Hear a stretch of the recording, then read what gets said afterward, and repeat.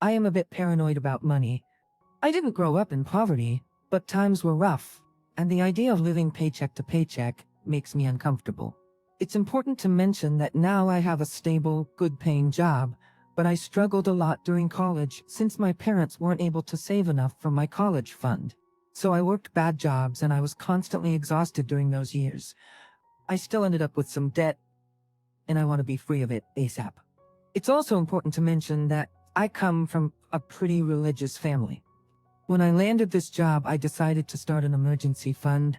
I put aside a few $100s every month, so in case anything happens like getting sick or losing my job, I will not end up in more debt, or even worse.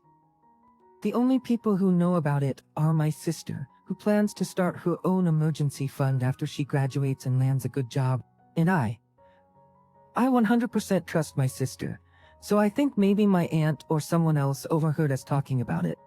Now the issue is that my cousin's girlfriend, who is 22, is pregnant, and they have decided to keep the baby even though they know they can't afford it. Neither of them has a stable job or inheritance. So a few days ago, he came to ask me to give him my emergency fund since he's having an emergency. I was speechless. I asked him what he was talking about, even though I already knew. But I couldn't believe someone could have the audacity to ask for my savings. He told me he knew I had some savings, and he desperately needed them. He didn't mention giving the money back. I told him that those are my savings for when I have an emergency, but he pulled the Family Helps Family card. I still said no. While I understand they're in a difficult situation, I still think it's unfair that I'm being asked to pay for his mistakes. I told them they should think more about their future and how they're going to support this child if neither of them has a stable income. Even if I give them my savings, that money won't be enough for even a few months for me, let alone a family of 3. I didn't mention termination, adoption, or anything like that. I simply pointed out that they were irresponsible for having a child when they are not financially stable. He eventually left me alone, but then started telling the rest of the family that I told him to get rid of the baby, which is not true. My parents and my sister were on my side, but the rest of the family started harassing us and calling me a godless witch. So am I the idiot for keeping my savings? Definitely not. I would have laughed in his face too. Why does my cousin feel entitled to my emergency fund to compensate for his poor life planning and irresponsibility? I don't owe him anything. The best way to help him wouldn't be by giving him handouts, but by offering to help buy some baby necessities, like clothes, diapers, and a crib. But that's only if I wanted to. I wouldn't get into buying things for him. He sounds like the epitome of entitlement. He sounds like the type of person who will just view that as a green light to request items from OP, rather than see what he can get for free, or at a low cost honor from charities, or the church that his family is so very fond of. Surely they can help. Agree? His lack of planning is not your emergency. Also, his emergency is going to last 18 years. If his family thinks you're so awful, why aren't they handing over their own cash? I'm a bit surprised your pretty religious family didn't give your cousin an earful for getting his girlfriend pregnant, since they're not married yet. He should have kept it in his pants if he couldn't afford a child. It's not even an emergency. He can get a job now and start saving. The fact that he's lying about what you said tells you even he knows he's wrong and is trying to manipulate everyone. Not a great plan to support an upcoming child. Stick to your guns. Your cousin can take out a loan or get money from the relatives who think you're such a witch for contributing the exact same amount they are. 0. I, a 32-year-old male, am engaged to Jessie, a 30-year-old female. We've been together for 7 years and have been trying for a baby for the past 2. Originally, I planned to propose during a family dinner at a Michelin star restaurant, so I paid for 12 people to be there, including her and my family. I made the booking nearly 10 months ago. However, plans changed, and I've since proposed during one of our holidays as the time felt more right. 2 months before the dinner, we found out that Jessie is pregnant. I was beyond happy to hear that, so we decided to use the dinner to announce the pregnancy instead, alongside talking about wedding preparations. The place is rather high-end, so it has a strict dress code and set of rules to follow. Dinner was yesterday. My sister Emily decided to bring my nephew Kit with her, who is still breastfed and is currently teething. He's an infant. So instead of celebrating Jesse's pregnancy, many people were feeling uncomfortable due to my nephew crying nearly constantly. The restaurant owner at some point asked us to leave since kids were not allowed and my nephew was disturbing other guests. I had no choice but to ask Emily to leave. She was hesitant at first. However, I reminded her of the rules of the place, and in no way or form did she contact me to ask if it would be okay to bring Kit with her. She tried to defend herself, saying that he's young, but her boyfriend, who is also the father, could have stayed with Kit since he finished work at 4. I also told Emily how disappointed I was with what she did, as she ruined the dinner by bringing Kit to a place not made for kids. Emily didn't like that and left. The rest of the dinner went okay-ish, but I could feel the tension. Later that night, my mom and Aunt wasn't present, as she lives far away and can't really travel, both called me to say that what I did was an idiotic move, and Emily is now upset, and I need to apologize. Jessie is upset too, but because she felt like everyone paid attention to Kit and was trying to calm him down instead of congratulating us on the pregnancy. Congratulating us or discussing the wedding, what the dinner was about. So am I the idiot at it? The family members were sent a set of rules from the venue, so they knew there would be an announcement and a no-kid rule. My future brother-in-law and my other brother also have young children, which they didn't bring. They either hired a babysitter or asked a friend to look after them, so they were aware that the venue does not allow young children. Not the idiot. I have kids, but some places are not kid-friendly and I don't take my kids there. Not everything is about being a parent, and having a teething baby doesn't give you an excuse to force others to endure your child fussing in an adult-only space. I doubt she would try to take her baby clubbing with her just because she's breastfeeding. Plus, the baby's father could have taken him. He's teething, not grafted to his mother. I hate people who are so obsessed with kids that they label anyone who doesn't particularly like them or want them around as a children hater. This is not discrimination. It's a fact that children make a lot of noise and can be unpredictable, so they simply don't fit into certain environments. I think it's great that there are kid-free restaurants, spas, and hotels. There are also many parents who agree with this. Imagine saving up for a date night with your partner, away from your kids, only to be annoyed by screaming children in a spa or restaurant. There are enough family-friendly places. OP, you clearly stated that no children were allowed, and Emily still brought her baby. That's just rude. My boyfriend was buying his first car from a dealership. He asked if I could do the talking, since I have bought a few cars before, so I got to work. I found several dealerships in the area selling the car he wanted, and asked him to get a bank loan to cover the cost. I called them all and recorded the calls, then started negotiating the price over the phone. I even called the best ones back multiple times, making sure to speak to different people, and asked about all their taxes and fees. Surprised, they changed their offers every time. My boyfriend wasn't involved in the process until the day we went to test drive our first choice. During the test drive, I did a full mechanical inspection, noting every issue and pricing out the repairs. While this was happening, the dealer called my boyfriend, asking how long we would be out, and he seemed stressed.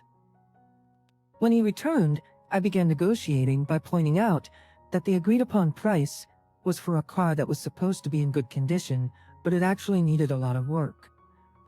It took some time, and the dealer got irritated with me for pointing out every mechanical flaw, but he did end up lowering the price a bit. He kept pushing to talk about financing, which I had been stalling on, so I pretended to consider a long-term loan in order to negotiate a lower purchase price. When he said he couldn't go any lower on the purchase price, I suggested that my boyfriend and I leave for lunch and discuss it. At the diner, I asked my boyfriend to let me do the talking. Let me do the talking because sometimes an awkward silence works wonders. When we were at the diner, we received a call back that they could lower the price. So we returned to the dealership and agreed to the new price. We were then taken to the finance office where they became irritated upon finding out that my boyfriend already had a loan. They had assumed we would use their financing and had given us the price based on that. However, I stood firm and reminded them that we had agreed on a price in writing that was not dependent on financing. When it came to the extra fees, they had inflated them for me. So I pulled out the recording of the employee who had promised me the lowest costs. This caused them to become even more irritated, but I remained firm and stated that I was willing to walk away if they were going to bait and switch me. In the end, we were able to get the car at the agreed upon price, but the dealer and finance guy were very cold and rushed us out after closing. As soon as we left the dealership, my boyfriend became upset with me. He accused me of being a witch and said that the whole experience was uncomfortable. He didn't realize that I had been arguing with them all day. He was so stressed during the tense silence as we waited for the other party to give in.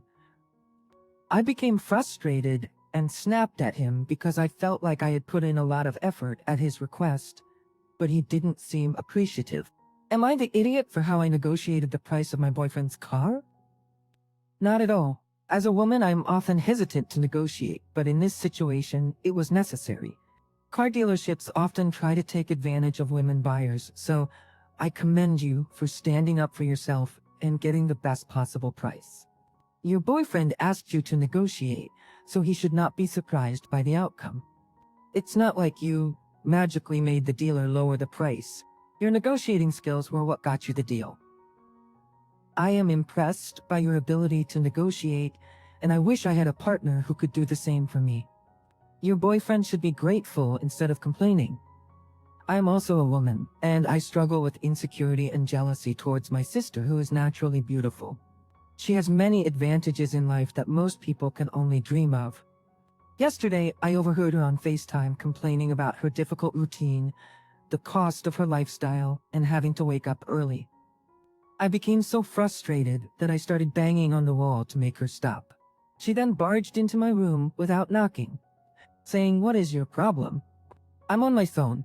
I told her she was my problem, and I was sick of hearing her complain because every one of her advantages in life is due to good luck and genetics.